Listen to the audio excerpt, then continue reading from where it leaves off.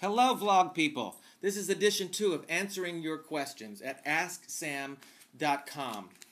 Okay, if your questions have not been answered, there maybe exist on another answered questions vlog, so check that out.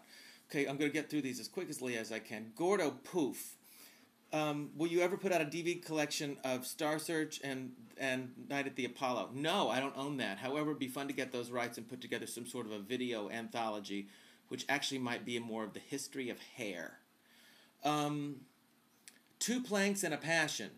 Do you still have the tennis shoes you wore on Star Search? I do indeed. They're in storage at the bottom of a bin. I thought maybe I should put them on eBay or something and give the money to a charity for the shoeless.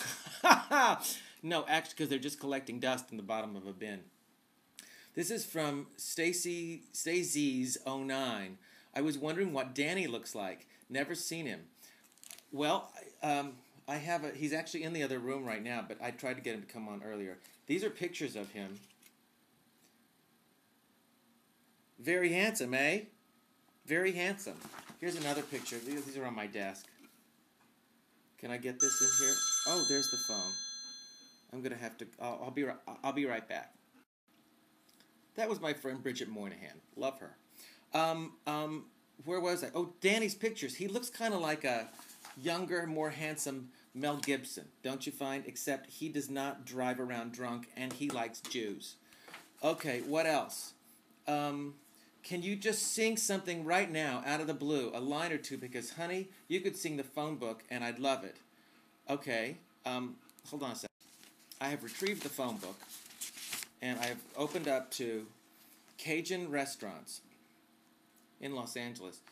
You got the Cajun Bistro, 323-656-6388, and it's on Sunset Boulevard in Los Angeles, California. I got Cajun Corner, Mardi Gras, Cajun Cafe and Grill, a taste of New Orleans, Brown's Bio Grill. And Danny just slammed the door. Wow. Okay, next question. From the Class fan, what is your favorite thing about filming the class? I loved every element of it. I loved the readings. I loved the table readings. I loved rehearsals. I loved getting notes from Jimmy. I loved making things funnier. I loved working stuff with actors.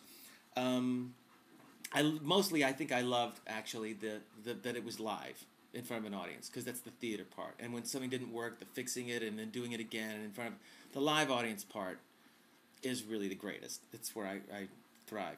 What was your favorite episode or scene? The Valentine's, probably. The Valentine's episode. I had some funny stuff. And the scene, the tag, I had a tag they gave me that I was talking to Holly on the phone that it just made me laugh when I read it. And, oh, there's my phone again. I'm so popular. Sorry, who can keep up? I can't ignore the calls. Life goes on. On the class, who did you get along with most on the set? Everybody. I loved everybody. I loved the camera crew. I loved the grips. I knew every person everywhere. And it was great. It was a real family of people and great pros. It is important, however, to get to know the craft service person well, because they're the food, which is the source of everything. And our craft person was Sandy, who was from the South, and she talked like this. Hello, darling. And I would say, oh, this is delicious, Sandy. What's in it? And she'd say, love. And one day I came to her and I said, Sandy, the devil is a woman with a bowl of mashed potatoes. Devil is a woman with a bowl of mashed potatoes. I should be eating cottage cheese and tomatoes, but the devil is a woman with a bowl of mashed potatoes. And a little salty tear rolled down her cheek. She said, that's the nicest thing anybody ever sang to me. Loved her. Okay. Next, from Fuck You Bush. Good morning. Hi, Sam. In May 2008, everyone in the USA will be required to carry a real ID card with embedded tracking. It will contain everything about the holder: affiliations, bank, health, legal history, and endless personal data. Wow. Bush used $82 billion of our tax dollars for this convenience. Quote, after the cards are issued, my question is, will you choose the card or the chip implant? Oh, my God. It's like 1984. The only chip that I'm putting into my body is a chocolate one. This is really creepy.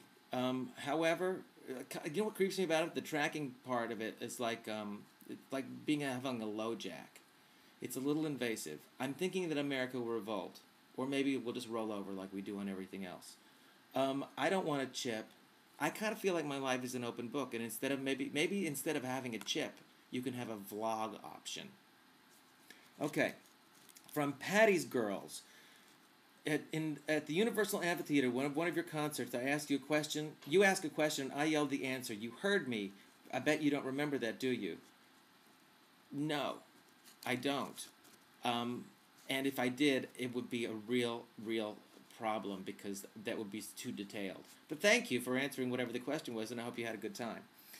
Mr. Krajnak, do you know sign language? Do you ever use sign language interpreters in your concerts? I'm deaf, and I would love to go to your concert with an interpreter present.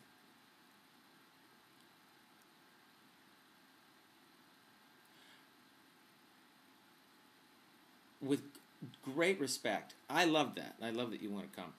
With great respect, the concept of coming to a music concert,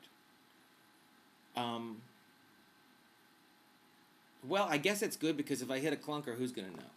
You know what I mean? Now, I do have interpreters, and when I'm in a city for more than one day, one show, like a 2 or 3 day thing, then often there will be an interpreter for one of the shows. And it's usually great, and it's so artistic, you know, and it's so beautiful. But one time I had this crazy person who thought it was his show. He was like, everything was large, and he was acting it out, and he was weeping during the ballads, and he was dancing around.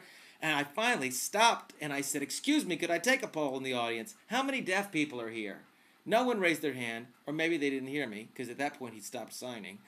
And I said to him, see, it's pointless. Have a seat, enjoy the show. It is my show! It's my show.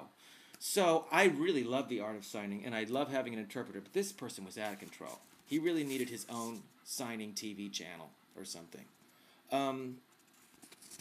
Anyway, okay, and lastly, for today, from What the Buck. I love Buck. Do you have any advice for Britney since you are both Star Search alum? Do you feel sorry for her or amused by her? I have so much in common with Britney. We're Star Search alumni. We both shaved our hoo-haas and didn't wear underwear. The only difference was she got publicity and I got a rash. And we're both, presumably, looks like we're both alcoholic. So I am not amused by her, actually. I am sad for her, and I really think it's a great blessing that if she gets this together now, that she'll have a much, much happier life. I think that I want that for her. I see the struggle and I see the confusion, and so I do want that for her. And you know, I used to romanticize that great people or great artists, you know, they were an alcoholic or a heroin addict or something, and it was like that's part of what it takes. It's such bullshit. But even if that were true, Britney, you're no Ernest Hemingway, you're no Judy Garland. So it doesn't apply one way or the other. And it's also kind of bullshit. It's absolutely a justification. So I do wish her great success in finding sobriety and serenity. And she has a lot of people that follow her and watch her. And I hope that empowers her to help herself and to get help from others. What else does he say? What have you done cosmetically? What are you saying? Actually, my nose was a little bit rounder tipped. It had a little ball on the end, and I kind of had the ends, this part sucked out many years ago.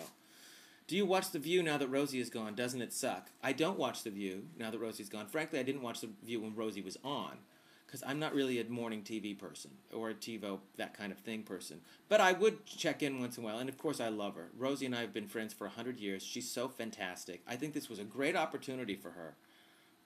Because it let her really check the barometer of America to find out if they were interested in what she had to say in this kind of persona. And they did. Controversial, but they did. And she's direct, and she tells her truth. May not be someone else's, but she tells her truth. And I absolutely adore her. Hi, I had to stop because my dog was having an anxiety attack. She's breathing heavy, she's climbing into my lap, and she weighs 65 pounds. I don't have time to do any more right now. My time has run out on this thing. Have a wonderful, happy day. Enjoy your life. Bye.